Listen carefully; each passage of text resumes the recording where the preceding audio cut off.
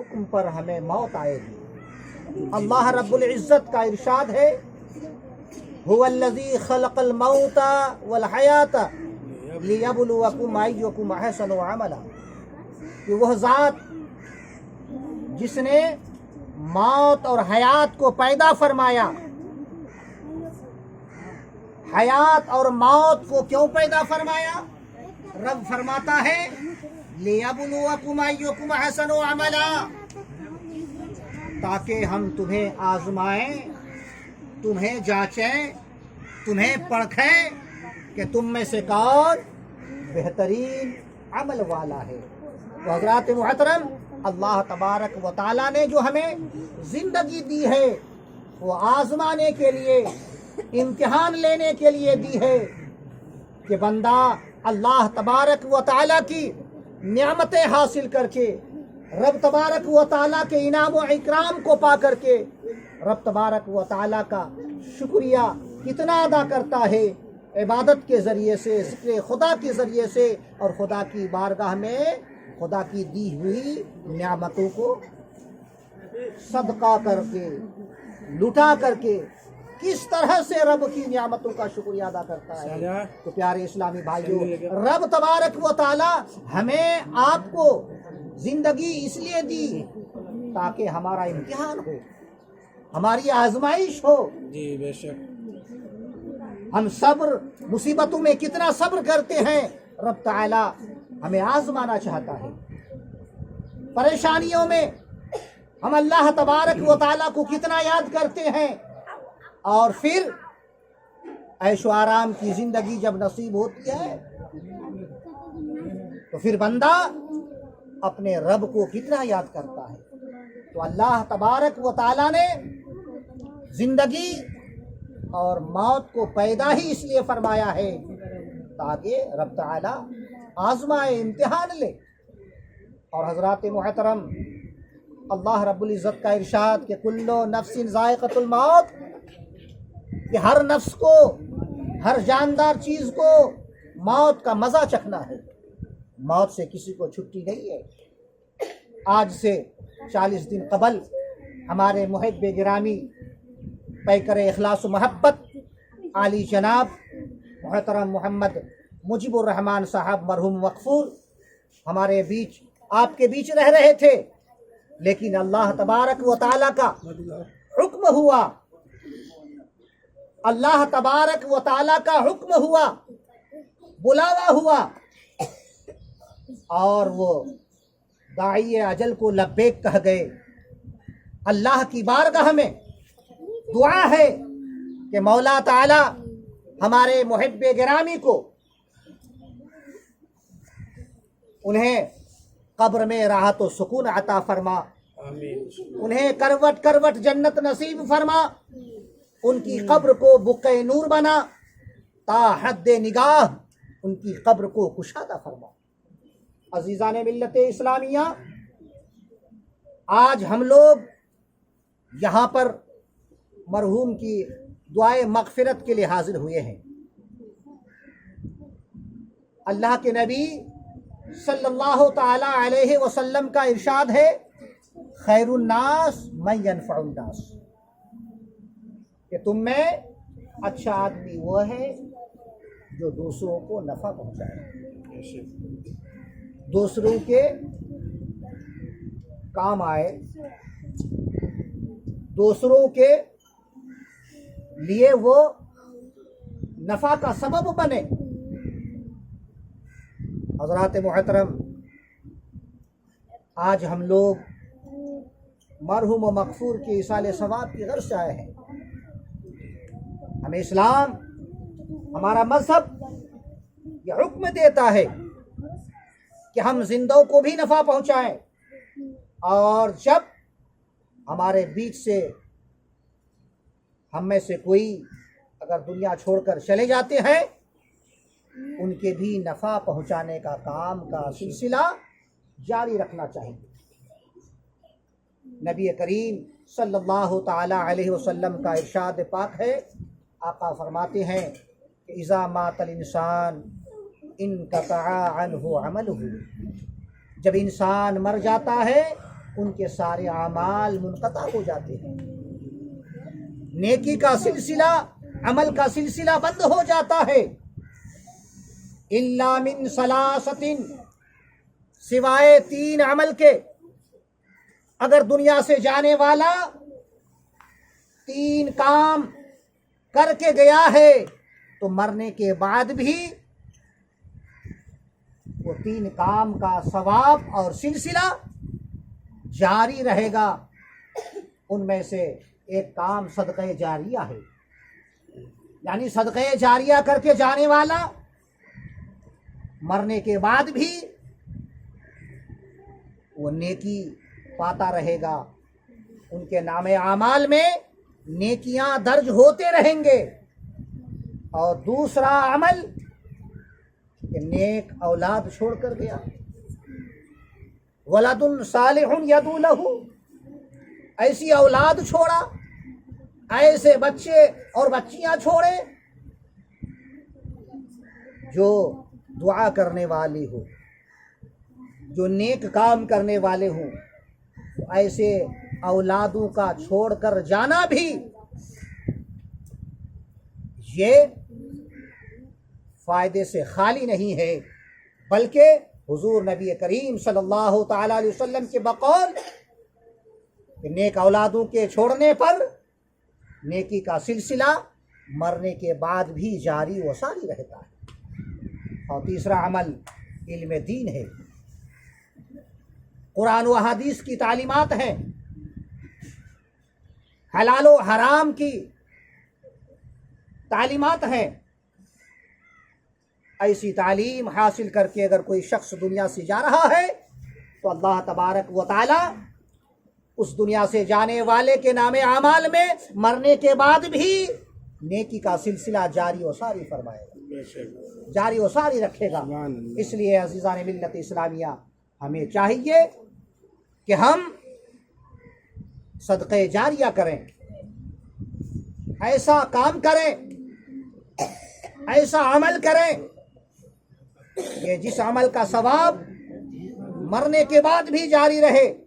کچھ اعمال تو وہ ہوتے ہیں کہ جس وقت کیے اسی وقت ملا، اس عمل کا اجر مل گیا، لیکن کچھ اعمال وہ ہیں کہ عمل کا سلسلہ ہمیشہ جاری رہتا ہے، رہتی دنیا تک وہ جاری رہے گا۔ تو وہ ہے صدقہ جاریہ، مسجد بنانا، مسجد کے تعمیری کاموں میں حصہ لینا، مدرسہ بنوانا، مدرسے کے تعمیری کاموں میں حصہ لینا، رفع عام کے لیے کوئی نیک کام کرنا یا پینے کا پانی کا انتظام کر دینا جس سے خلق خدا سیراب ہو سکے۔ تو حضرات محترم،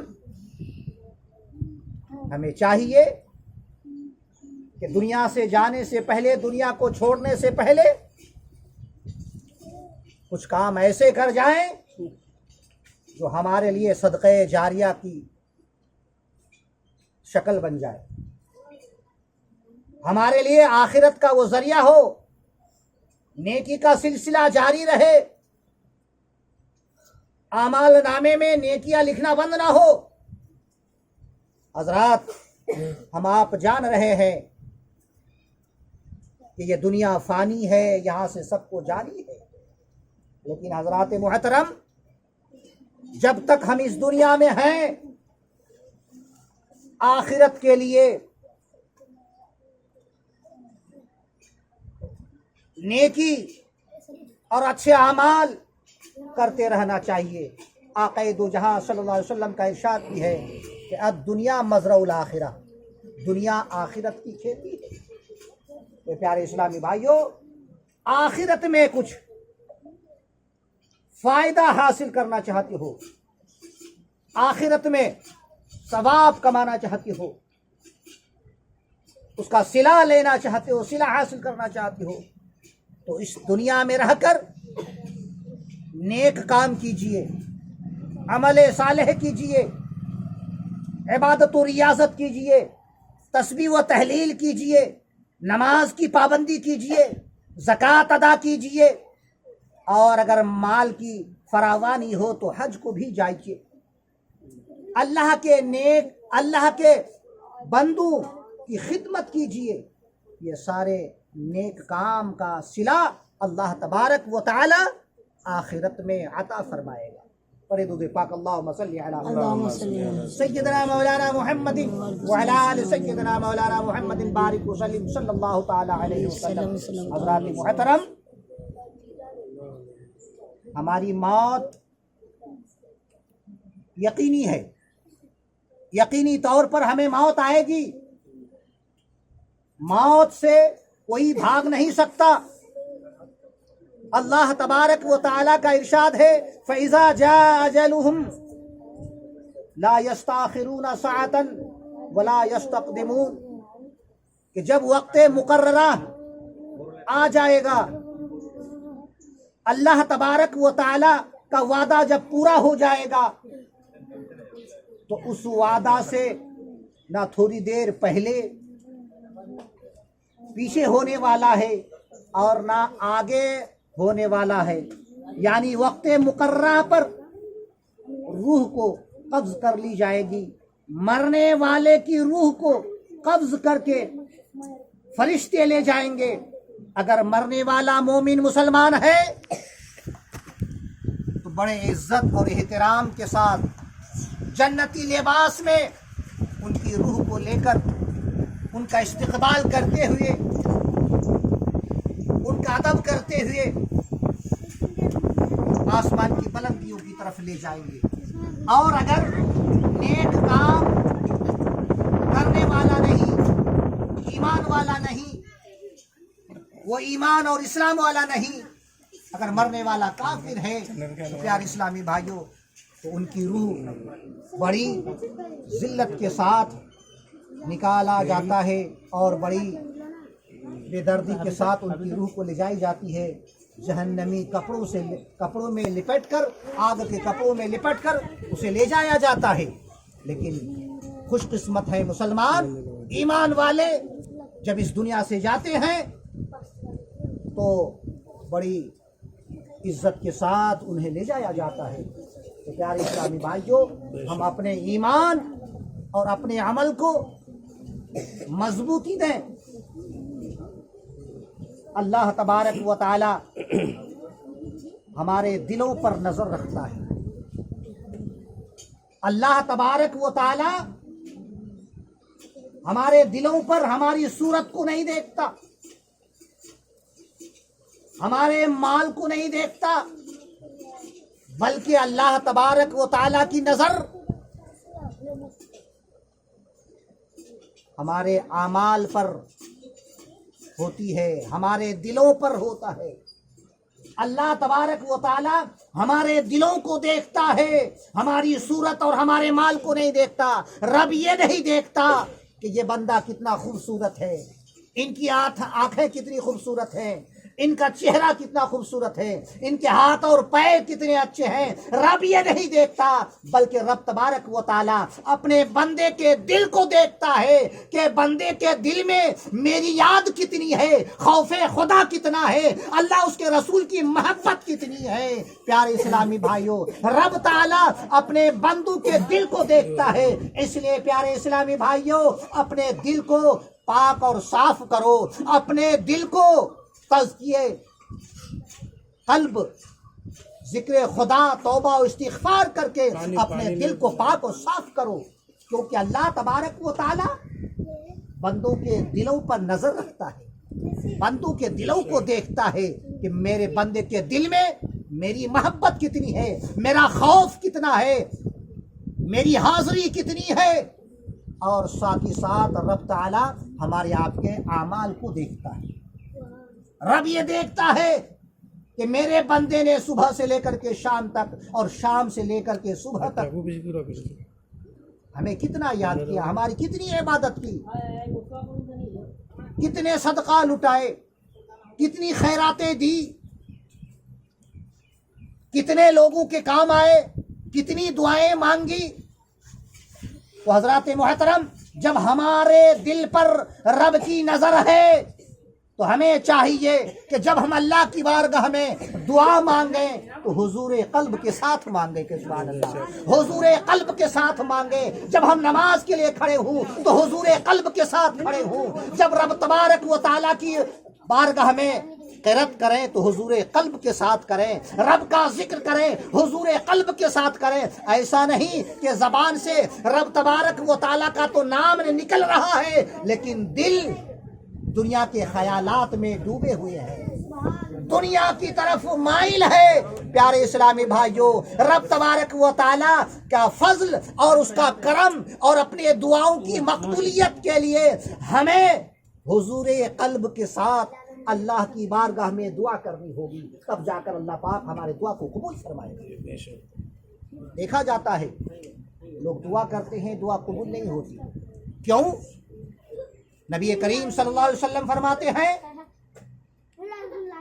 غافل قلب، کھیلنے والے دل کی دعا اللہ تبارک و تعالی قبول نہیں فرماتا۔ غافل دل کہ جو غافل ہے، جو دل غافل ہے کہ کھڑا ہے نماز میں لیکن دنیا کے خیالات میں وہ ڈوبا ہوا ہے، حاضر ہے محفل میلاد میں لیکن وہ ٹہل رہا ہے بازاروں میں، شہروں میں، داخل ہے مسجد میں لیکن اس کا دھیان ہے کھیتوں کھلیان میں۔ تو پیارے اسلامی بھائیوں، اللہ تبارک و تعالی ایسے دل والوں کے اعمال جو کھیلوں کود میں جو غافل ہو کر اللہ کو یاد کرتے ہیں، اللہ تبارک و تعالی اس کی دعا، اس کے اعمال و عبادات کو قبول نہیں فرماتا۔ اس لیے اگر عبادات اور دعاؤں کو قبول کرانا چاہتے ہو میرے دینی و اسلامی بھائیوں، تو حضور قلب کے ساتھ، خشوع و خضوع کے ساتھ، سچے دل کے ساتھ اللہ کی بارگاہ میں حاضری دیجئے اور اللہ تبارک و تعالیٰ کی بارگاہ میں خشوع و خضوع کے ساتھ، دل جمعی کے ساتھ، حضور قلبی کے ساتھ دعا کیجیے۔ اللہ تبارک و تعالیٰ دعاؤں کا قبول فرمانے والا ہے۔ رب تعالیٰ فرماتا ہے اجیبو دعوت داعی، کہ میں دعاؤں کا قبول کرنے والا ہوں۔ جب دعا کرنے والا کوئی دعا کرتا ہے تو حضرات محترم اللہ قبول فرمانے والا ہے۔ اس کی بارگاہ میں ہمیں چاہیے کہ ہم دعا کریں، اور دعا عبادت کا مغز ہے۔ آقا فرماتے ہیں الدعاء مخ العبادہ، دعا عبادت کا مغز ہے۔ مزید فرماتے ہیں الدعاء صلاح المؤمن، کہ دعا یہ مومن کا ہتھیار ہے۔ مزید فرماتے ہیں الدعاء بین السماء والارض نور، کہ دعا آسمان و زمین کے درمیان کا یہ نور ہے، یعنی دعا نور ہے، دعا مومن کا ہتھیار ہے، دعا عبادت کا مغز ہے۔ تو پیارے اسلامی بھائیوں، آج ہم لوگ دعا کے لیے حاضر ہوئے ہیں، دعائے مغفرت کے لیے حاضر ہوئے ہیں۔ ہمارے محب گرامی عالی جناب محترم محمد مجیب الرحمن صاحب مرحوم مغفور، ان کی دعا کے لیے حاضر ہوئے ہیں۔ بڑے مخلص، بڑے ملنسار شخص تھے اور دیوانگی بہت زیادہ، جہاں جلوسوں میں جانا، میلادوں میں جانا، بزرگان دین کے مزارات پر جانا۔ ایک دو بار تو ہمارے ساتھ آپ کا سفر خانقاہ ابوالولیہ اور پنڈوا شریف اور دیگر جگہوں پر آپ کا جانا ہوا۔ تو مزارات پر حاضری دینے کا جو آپ کا انداز تھا، بڑی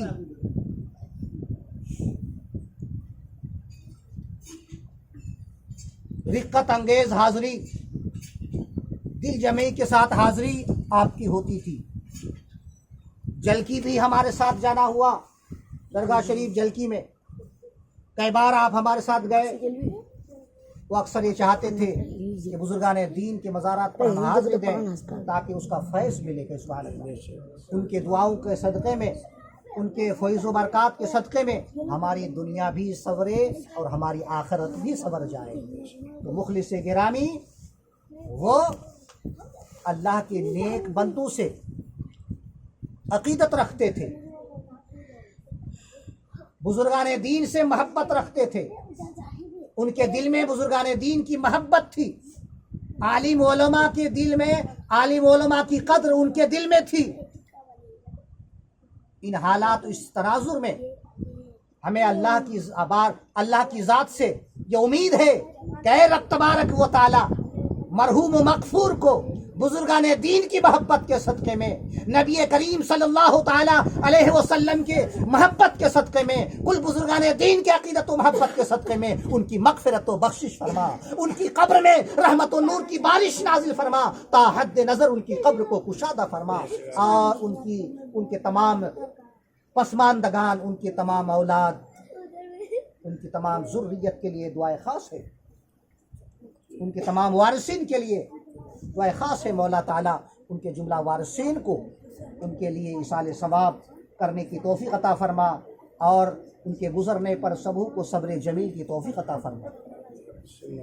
حضرات محترم، حضور نبی کریم صلی اللہ تعالیٰ علیہ وسلم کی ذات وہ کائنات کی جان ہے، ایمان کی جان ہے، حضور کو چھوڑ کر ہمارے لیے کوئی جائے قرار نہیں ہے۔ حضور نبی کریم صلی اللہ تعالیٰ علیہ وسلم کی اطاعت و فرما برداری کیے بغیر ہمارے لیے کامیابی نہیں ہے۔ حضور سرور کائنات صلی اللہ تعالیٰ علیہ وسلم کی محبت یہ ہمارے لیے گناہوں کی مغفرت کا ذریعہ ہے۔ اللہ رب العزت کا ارشاد کہ قل ان کنتم تحبون اللہ فاتبعونی یحببکم اللہ، اے محبوب آپ فرما دیجئے کہ اگر تم اللہ کو دوست رکھنا چاہتے ہو تو میری اتباع کرو، نبی کی پیروی کرو، نبی کے نقش قدم پر چلو، یحببکم اللہ، اللہ کے دوست ہو جاؤ گے، اللہ کے دوست بن جاؤ گے۔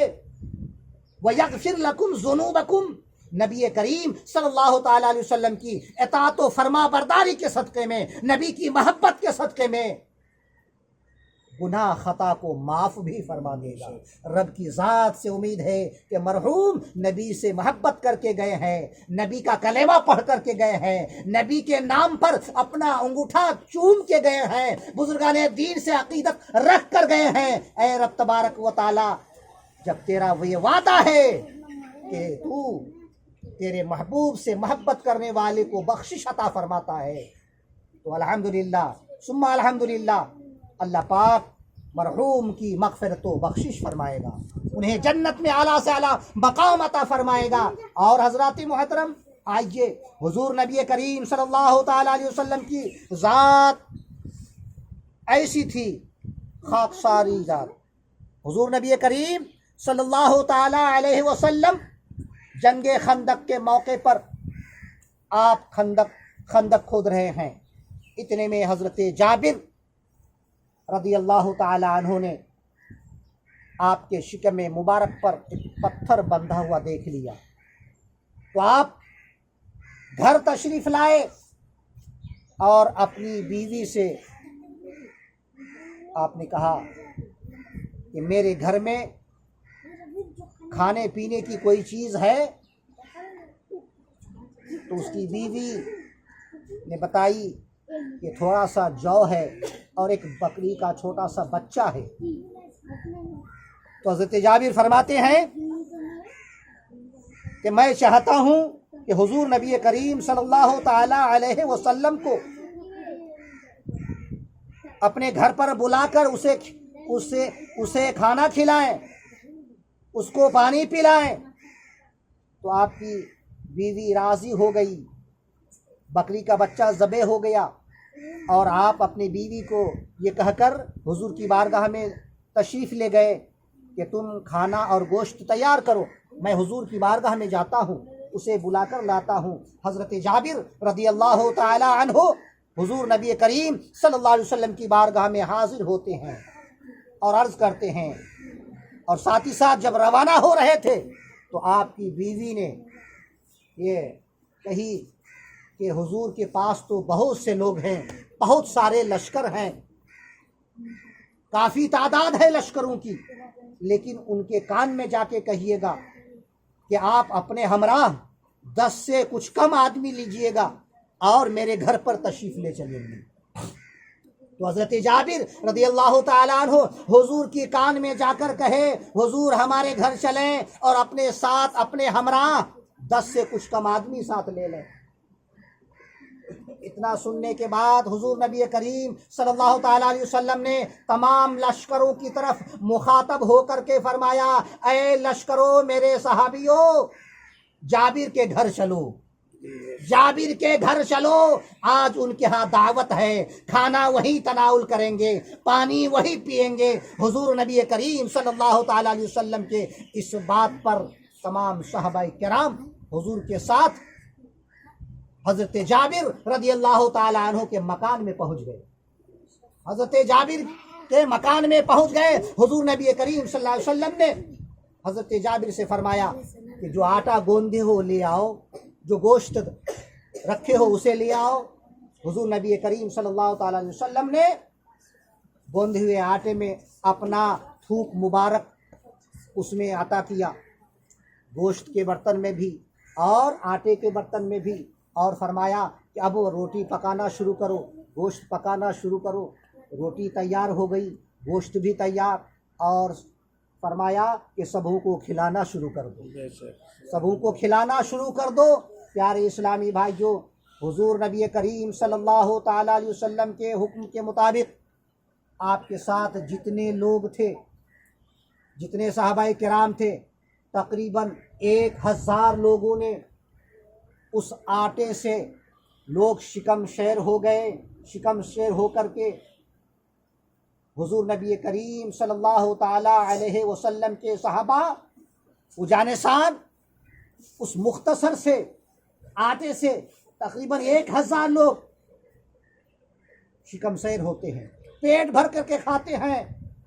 اور صحاب رسول فرماتے ہیں کہ بدستور جتنا کھانا تھا وہ کھانا بھی پورا کا پورا باقی ہے، کہ سبحان اللہ، پورا کا پورا باقی ہے۔ پیارے اسلامی بھائیوں، 1000 آدمی کھانا کھایا لیکن کھانا گھٹا نہیں، کم نہیں ہوا، تو ایسا کیسے ہو گیا؟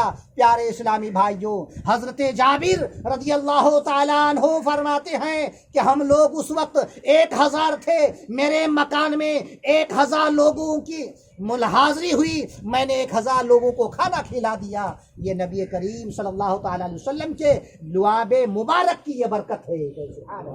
حضور نبی کریم صلی اللہ تعالیٰ علیہ وسلم کے لعاب مبارک کے برکت سے اس مختصر سے کھانے میں سب لوگ سیراب ہو گئے۔ تو پیارے اسلامی بھائیوں، اللہ تبارک و تعالیٰ نے حضور نبی کریم صلی اللہ تعالیٰ علیہ وسلم کی ذات تو ذات دور کی بات ہے، ان کے لعاب میں، ان کی لعاب، ان کے تھوک مبارک کی برکت کا یہ عالم ہے کہ جس برتن میں ڈال دے وہ اس برتن کا سامان بڑھ جائے کہ سبحان اللہ۔ اسی طریقے سے حضور نبی کریم صلی اللہ تعالیٰ علیہ وسلم نے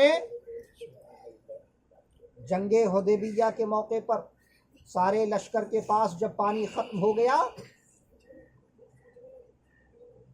کہ نہ وضو بنانے کے لیے باقی پانی رہا، نہ پینے کے لیے قطرہ کسی کے برتن میں باقی رہا، حضور نبی کریم صلی اللہ علیہ وسلم کے پاس ایک کوزے میں پانی تھا۔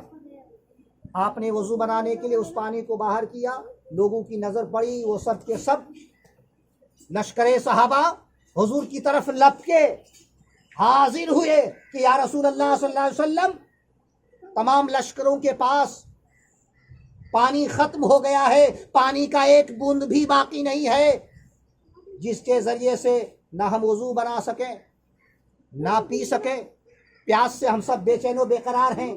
تو حضور نبی کریم صلی اللہ علیہ وسلم اتنا سننے کے بعد آپ کے پاس جو پانی کا برتن تھا، کوزہ تھا، پیالہ تھا، آپ نے اس برتن میں اپنے دستے مبارک کو ڈال دیا کہ سبحان اللہ، اپنے دستے مبارک کو، ہاتھ مبارک کو اس برتن میں ڈال دیا اور سارے صحابہ کرام سے فرمایا کہ تم سب وضو بناؤ، پانی پیو پیارے اسلامی بھائیو، سبھوں نے پانی پیے، سبھوں نے وضو بنا لیے۔ دیکھا یہ گیا کہ جب حضور نبی کریم صلی اللہ تعالیٰ علیہ وسلم نے اس برتن میں ہاتھ ڈال دیے تو ہاتھ مبارک کے انگلیوں سے پانی کے 5 چشمے جاری ہو گئے کہ سبحان اللہ، حضور کے ہاتھ مبارک سے پانی کے 5 چشمے جاری ہو گئے، اور صحابہ کرام اس پانی سے وضو بنائے اور شکم سیر ہو کر پیے بھی کہ سبحان اللہ۔ صحابی رسول حضرت جابر رضی اللہ تعالیٰ عنہ سے جب پوچھا گیا، اے جابر وہاں کتنے لوگ تھے؟ فرماتے ہیں کہ اگر 1 لاکھ آدمی بھی ہوتے تو شکم سیر ہو کر کے سیراب ہو جاتے، لیکن ہم لوگ اس وقت 1500 لوگ تھے کہ سبحان اللہ، 1500 لوگ تھے۔ پتہ کیا چلا، معلوم کیا ہوا کہ حضور نبی کریم صلی اللہ تعالی علیہ وسلم کو اللہ تبارک و تعالی نے وہ طاقت و قوت و تصرف عطا فرمایا ہے، وہ تصرف و اختیار عطا فرمایا ہے کہ آپ چاہیں کم کو زیادہ کر دیں، آپ چاہیں کم کو زیادہ کر دیں۔ رب تبارک و تعالی معدوم سے وجود عطا کرنے والا ہے، اور مصطفیٰ جان رحمت کم کو زیادہ فرمانے والے ہیں۔ تو پیارے اسلامی بھائیوں، تو حضور نبی کریم صلی اللہ تعالیٰ علیہ وسلم کے وہ عظیم وہ مقدس ہستی ہیں کہ اللہ تبارک و تعالیٰ نے ان کے صدقے میں ساری کائنات کو پیدا فرمایا، ان کے صدقے میں ہمیں فرش زمین کا بچھونا عطا فرمایا، آسمان کا شامیانہ نصیب ہوا، حضور کے صدقے میں ہمیں خدا کی وہ کتاب قرآن مجید فرقان حمید ہمیں عطا کی گئی ہے۔ پیارے اسلامی بھائیوں، اگر حضور اس دنیا میں تشریف نہ لاتے، نہ یہ زمین بنائی جاتی اور نہ یہ اس آسمان کا شامیانہ لگتا، نہ ہم ہوتے نہ آپ ہوتے، کائنات کی کسی چیز کا وجود نہیں ہوتا۔ اگر دنیا میں کسی چیز کا وجود ہے، کوئی چیز ہے، وہ سرکار مصطفیٰ صلی اللہ تعالیٰ علیہ وسلم کا صدقہ اور ان کا عطیہ ہے۔ تو پیارے اسلامی بھائیوں، اگر رب تبارک و تعالیٰ کی کوئی چیز اور کوئی انعام اور اکرام چاہتے ہو، پیارے مصطفیٰ صلی اللہ تعالیٰ علیہ وسلم سے وابستہ ہو جاؤ، ان سے جڑ جاؤ، ان کے سنتوں کے پابند ہو جاؤ، ان کی تعظیم و تکریم میں لگ جاؤ، ان کے ادب و احترام میں رہو، کیونکہ اللہ تبارک و تعالی حضور نبی کریم صلی اللہ تعالیٰ علیہ وسلم کے غلاموں کو ہی نجات عطا فرمائے گا۔ سبحان اللہ، جو ان کے غلام ہوں گے، ان کا سچا پیروکار ہوگا، انہی کو اللہ تبارک و تعالیٰ نجات عطا فرمائے گا۔ اللہ کی بارگاہ میں دعا ہے، مولا تعالیٰ ہم سب کو حضور نبی کریم صلی اللہ تعالیٰ علیہ وسلم کی سنتوں اور ان کے طریقے پر، صحیح طریقے پر ہم سب کو چلنے کی توفیق رفیق عطا فرمائے۔ رہا گنچا تو پھر کھلیں گے، رہی زندگی تو پھر ملیں گے۔ وآخر دعوانا ان الحمدللہ رب العالمین۔ عرش و کرسی جھکے تسلیم احمد کے لیے۔